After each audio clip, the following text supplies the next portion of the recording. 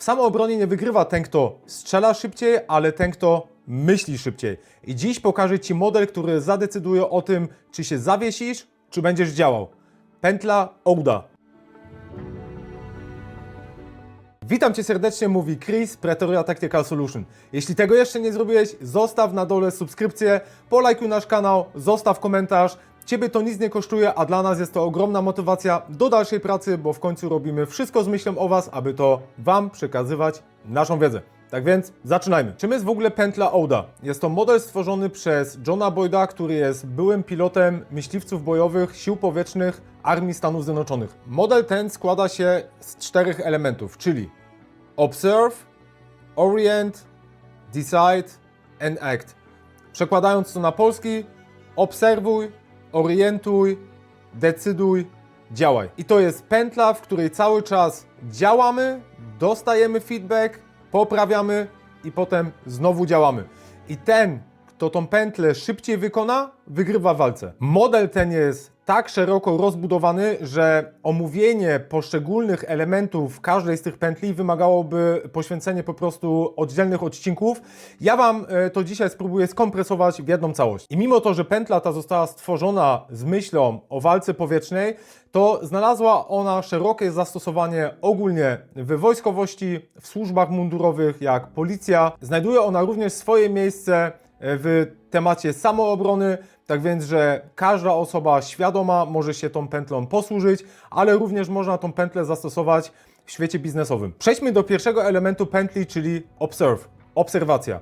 I są to wszystkie elementy, które docierają do nas ze zewnątrz, czyli co widzimy, co słyszymy, co czujemy i tak dalej, i tak dalej. To jest moment, w którym odbierasz rzeczywistość taką, jaką jest. Tutaj nie mówimy o myśleniu, tylko o rejestrowaniu. I to mogą być bardzo proste rzeczy, jak ktoś, kto zmienia swoje tempo, wchodzi w Twoją przestrzeń, zachowuje się inaczej, nie tak, jak powinien. I to nie jest jeszcze zagrożenie, to jest informacja. I problem polega na tym, że ludzie nie obserwują świadomie. Oni żyją na autopilocie. I tutaj kieruję Was wszystkich do innego odcinka, w którym mówię o kodzie Coopera, gdzie podzielone mamy różne stany świadomości. Tak więc koniecznie obejrzyj tamten odcinek też, bo to się fajnie z tą pętlą Ouda zazębia. Drugim elementem pętli jest orientacja, czyli orient. I mamy tutaj dwie różne płaszczyzny. Mamy świat wewnętrzny i świat zewnętrzny. I świat wewnętrzny, czyli tak jak my spostrzegamy nasz świat własnymi oczami, jest interpretowany na podstawie naszych doświadczeń, naszego przeszkolenia, naszych przekonań, naszych emocji, uczuć, naszej przeszłości itd., itd. Klucz w tym, że my nie reagujemy na rzeczywistość, my reagujemy na interpretację rzeczywistości naszymi własnymi oczyma. Podam Ci przykład.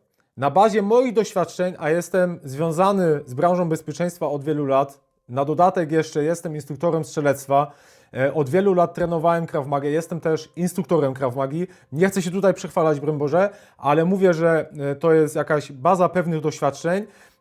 Gdybym znalazł się w sytuacji, że idąc ulicą widziałbym osobę, która stoi pod ścianą, trzyma ręce w kieszeni, ma kaptur na głowie i cały czas nawiązuje ze mną kontakt wzrokowy, to byłby już to dla mnie pewien znak ostrzegawczy.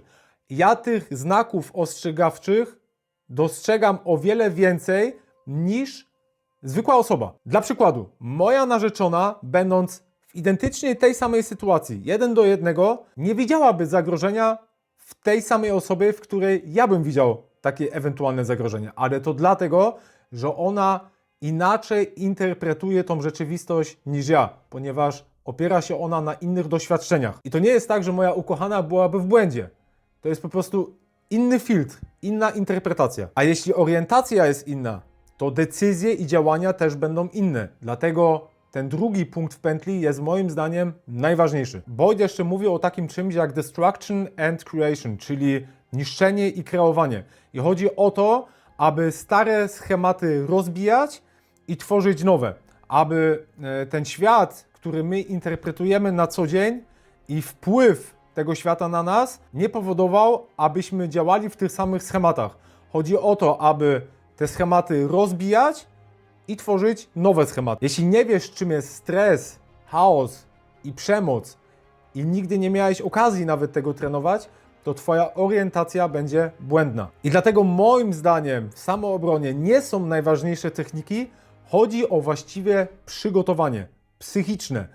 Musisz zrozumieć, czym jest adrenalina i kortyzol, jaki wpływ mają na Twoje ciało, czym jest stres, jak sobie poradzić z tym stresem, jak zrozumieć to, czym jest mowa ciała, jak rozpoznać ewentualne zagrożenie i jak umieć działać pod presją. Bo jeżeli znajdziesz się w sytuacji zagrożenia życia, to uwierz mi, że z człowiekiem zaczynają się dziać bardzo, bardzo dziwne rzeczy. I jeśli nie jesteś z tym wszystkim oswojony, to Twój mózg zacznie przeciwko temu działać. A w takiej realnej sytuacji może to tylko doprowadzić do złego. Uwierz mi. Dlatego odgrywanie scenariuszy, ćwiczenie różnych sportów walki, technik samoobrony, albo w ogóle uprawianie jakiegokolwiek sportu i rozumienie to, czym jest mowa ciała, wszystkie te czynniki pozwalają aktualizować Twoją orientację. A teraz pytanie do Ciebie. Czy znalazłeś się kiedyś w sytuacji zagrożenia, w której zorientowałeś się za późno? Zostaw na dole komentarz, bo jestem bardzo ciekaw Twojej odpowiedzi. Kolejny punkt w pętli to decide, czyli decyzja. I tutaj mówimy o hipotezie. My nigdy nie będziemy mieli 100% pewności tego, czy nasza decyzja jest poprawna. Ostatnim elementem pętli jest act, czyli działanie. I tutaj wykładamy karty na stół i w teście sprawdzamy, czy nasze działanie się sprawdzi. I jedna bardzo ważna rzecz, nie czekasz na idealną decyzję, bo ona nie istnieje. Każde działanie daje nam pewien feedback, który aktualizuje naszą orientację. Dlatego jeżeli dobrze ćwiczysz, to nie myślisz, tylko działasz. I Boyd to nazwał implicit guidance and control. Twoje ciało zaczyna reagować automatycznie. I teraz odnosząc to do kontekstu samoobrony bądź też walki, to mówimy o tak zwanej dominacji pętli, czyli osoba, która w walce szybciej wykona tą pętlę albo zniszczy pętlę przeciwnikowi, wygrywa. Przeciwnik wtedy wraca do obserwacji, a Ty działasz dalej w swojej pętli. Jaki jest najważniejszy wniosek całego materiału? Najistotniejszym elementem pętli jest orientacja, bo jeżeli źle zrozumiesz daną sytuację, to każda decyzja po niej będzie błędna. I nieważne jest to, w cudzysłowie mówiąc, jak dobrze posługujesz się pistoletem, ważne jest to, w jaki sposób interpretujesz świat i na podstawie tej interpretacji, jakich decyzji dokonasz. Mam nadzieję, jak zawsze, że ten odcinek był dla Ciebie dowartościowaniem. Jeśli tego jeszcze nie zrobiłeś, zostaw na dole koniecznie subskrypcję, zalajkuj nasz kanał, zostaw komentarz. Ja Tobie dziękuję za oglądanie i do zobaczenia na treningu.